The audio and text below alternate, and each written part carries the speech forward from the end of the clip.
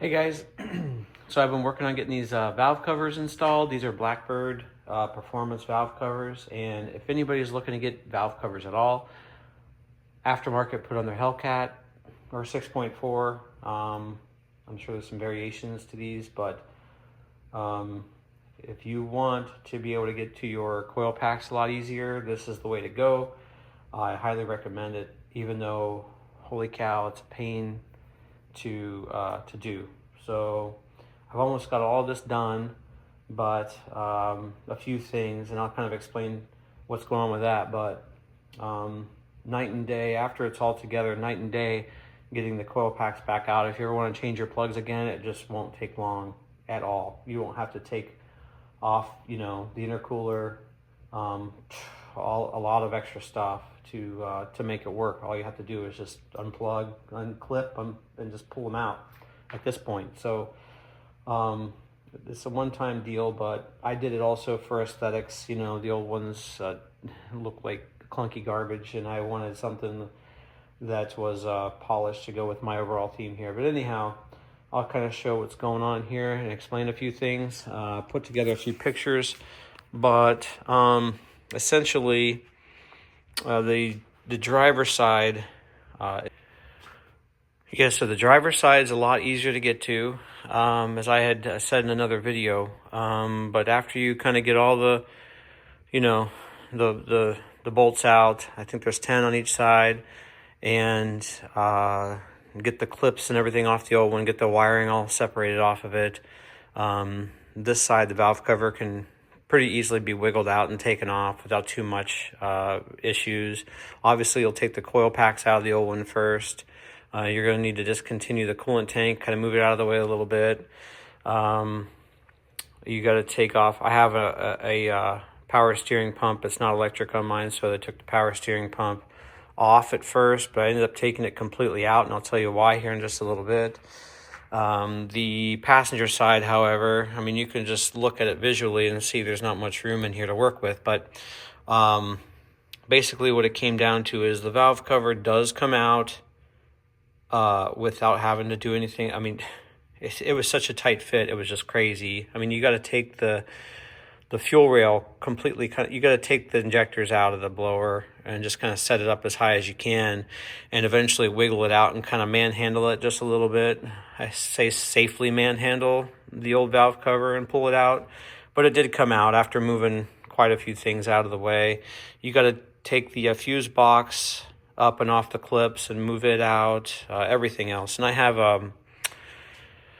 a strut bar that I usually have in there, so I had to take that out, and I'm getting ready to, that's my next step actually, is to put that back in. So right now I got the valve covers, I took them, sanded them all down, went through the different grits, went through the different phases of polishing. So I got them all polished and looking good. I took the coil packs, obviously you can tell that I painted those to color match the car. So I think everything's visually about the way that I want it and getting ready to put it back in. But I just want to say, anybody that's wanting to do this and to put in, well, particularly these, the Blackbird Performance, I'm sure it goes with some other sets too, but these being like a really nice profile to these, I really like them, and it looks like they're going to work out really good. But I just wanted to say, for the coil packs themselves, the wiring is typically towards the fender on the bottom side, but in order to make it easier for everybody, they flip the coils, and you have the clips and everything on the top. So if I want to easily get them off, they're so easily accessible there, and then you just pretty much just pop, the coil packs just slide on out. So I do like the position of the wiring better, but to get to that point, it's a bit of a hassle. On the driver's side, it's not too bad, but you do have to kind of take these out of the harness a little bit, an inch or two up the harness. So this harness was actually kind of down to about here, flipped over. All this was down to the bottom side, and then ran across the valve cover, was held in by some clips and some factory type zip ties attached to the valve cover there.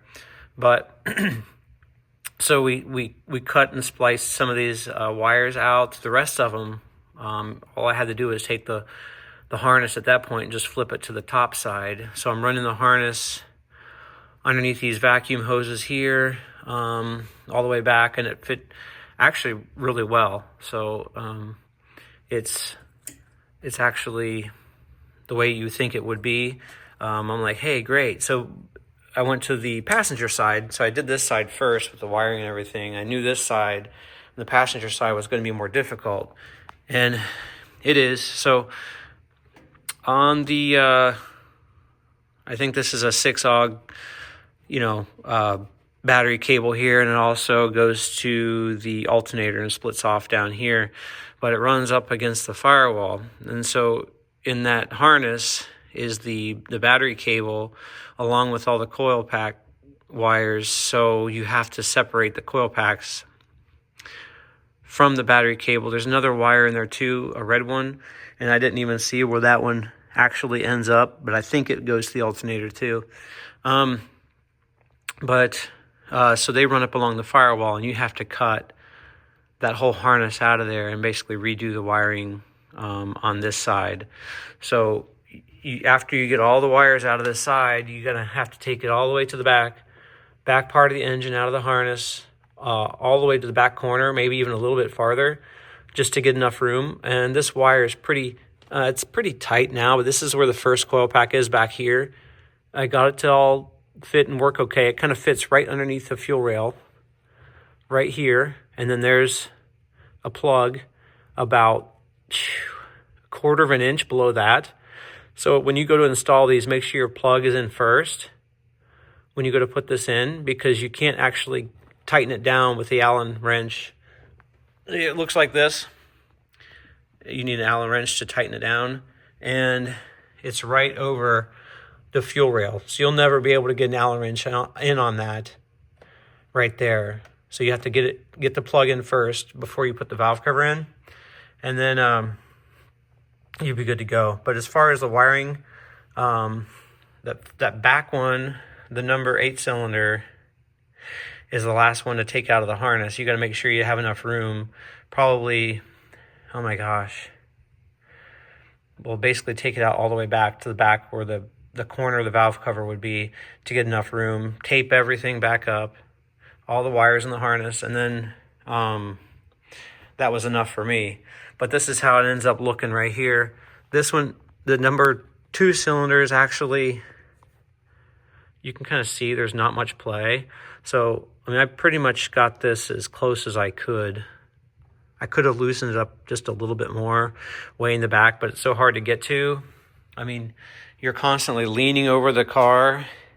Your back is getting sore. Your hamstrings are wearing out. So I kind of took it maybe 15, 20 minutes at a time as I was carefully taking an X-Acto knife and then just kind of cutting through the tape and just being really careful not to cut any wires. So I ended up separating those out, but it all looks and works pretty good. Like I said, it's a one-time thing, so you should be good to go. But also to note on the valve covers, in order to get I got the 12 AN fitting here, going into the valve cover, coming out to a 10 AN, and then running it right here. I mean, it all came out pretty good. The measurements have to be exact when you get to that point. But on this side, it's kind of the opposite. So I do have the EGR stuff that goes right here. It's a 2019, my car, so I do have the PVC line that needs to run.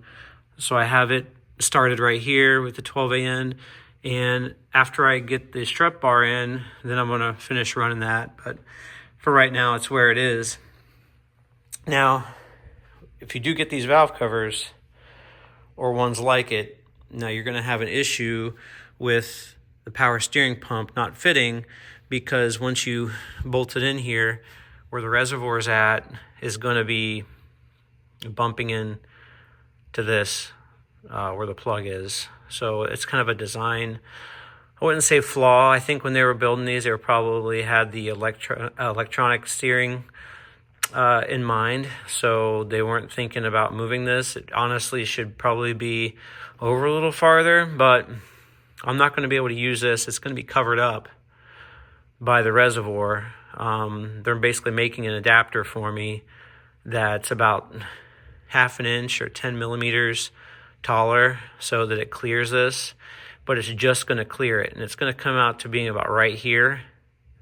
So there again, my plug is going to be covered. I'm not going to be able to get to this to fill in oil or anything, so when I go to fill my oil next time, the only place I'm going to be able to go is going to be over here. I'm just going to have to take this fitting off and then just run a funnel right through that 12AN fitting right there and just kind of put the oil in through there. It's going to be my only access point to fill. But overall, I am very happy about that, the way it looks and everything. Let me show you real quick a couple things I learned, maybe a tip or trick that you can do, because to get your hand down to some of these valve cover bolts is really, really hard. On this side, it's not too bad. Again, on the passenger side, if you're to get your hand down to here and then try to put the bolts in and feel for it, especially way in the back on, well, all these almost, on 4, 6, and 8, it's really hard to get the bolts on the back bottom side of the valve cover. So first of all, I want to note the ones that they come with are black and just regular bolts. I went ahead and ordered from ProBolt. I think it's probolt.com. So I got these little race ones. These are titanium with the little slots, little holes in there. They were $3 a piece, but I like those a lot better. They're 8 millimeter. I think the ones that they came with are 10 millimeter, but they're M6 bolts, 10 millimeters long. So right here is what they came with. And I went, here's what one looks like. I think this is got a 10 millimeter hex on this one, but the ones I put in have 8. But anyway, a trick is to take some tape. So what I would do is take some electrical tape, like a piece, and to get it to stay inside of the, here, I got a socket right here. Actually, that one's 8 millimeter. So I'm going to take a 10 millimeter. Why is my 10 millimeter missing? Oh, no, here's a 10. Okay. So I want to put the sticky side towards the socket so that it stays in. And I'll just take my 10 mil and press it in there really tight. Or my little bolt here. Yeah, it's a 10 mil. So just force it in so that it stays put, and then there you have something to hold your bolt in. I mean, put it on the extension or whatever, and then get it down the valve cover, and it at least has something to hold it for you till you can kind of spin it and get it in the hole and get it to tighten up. Otherwise, you're going to keep dropping it, and it's going to keep falling. You're just going to frustrate the heck out of yourself. But this will save you a lot of time, and that piece of tape will last, like, you know, through the whole time. You can just keep putting it in there, and it'll stay each time until you're done with it, and you just pull it back out. But that's a little tip, not to drop your bolts constantly. I mean, you're not going to be able to get your hand down there, let alone hardly even an extension with a socket. So getting it out's one thing. You know, just getting it's hard enough just getting them out. Getting them in is a little bit harder. So just keep that in mind. As far as the power steering pump, I got it out ready for them to deliver me. They're actually making the adapters for it right now for me.